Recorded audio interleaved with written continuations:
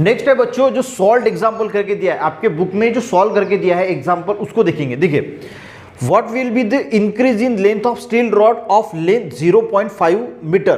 तो increase in length of steel rod है, ठीक है, उसका पहले की जो साइज है यानी जो उसका लेंथ है वो कितना है 0.5 मीटर है। तो उसका लेंथ और कितना इंक्रीज होगा जब हम टेम्परेचर 60 डिग्री सेल्सियस से इंक्रीज करते हैं, ये उन्होंने पूछा है।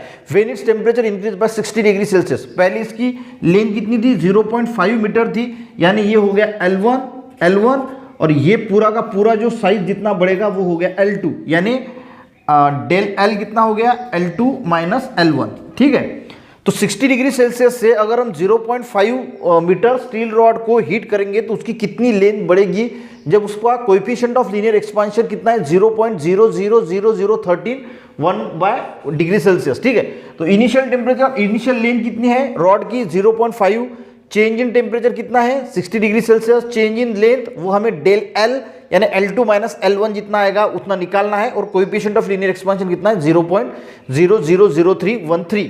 हमारे पास एक फॉर्मूला है डेल L निकालने का, डेल L यानी चेंज इन टेम्परेचर है L2 minus L1 lambda into L1 into del T. बस ये वैल्यू पुटअप करनी है। लीनियर एक्सपेंशन की वैल्यू कितनी है 0.001013 इंटू L1 की वैल्यू कितनी है, L1 के है हमारे पास, ये L1 हो गया इनिशियल जो लेंथ है 0.5 इंटू टेम्परेचर कितने से बड़ा 60, इसका कैलकुलेशन किया, यह है 0.00039 मीटर, इसका हमने सेंटीमीटर में कन्वर्शन किया तो इंक्रीज इन लेंथ कितनी होगी 0.039 सेंटीमीटर। आप मीटर में भी लिख सकते हैं या फिर सेंटीमीटर में भी लिख सकते हैं।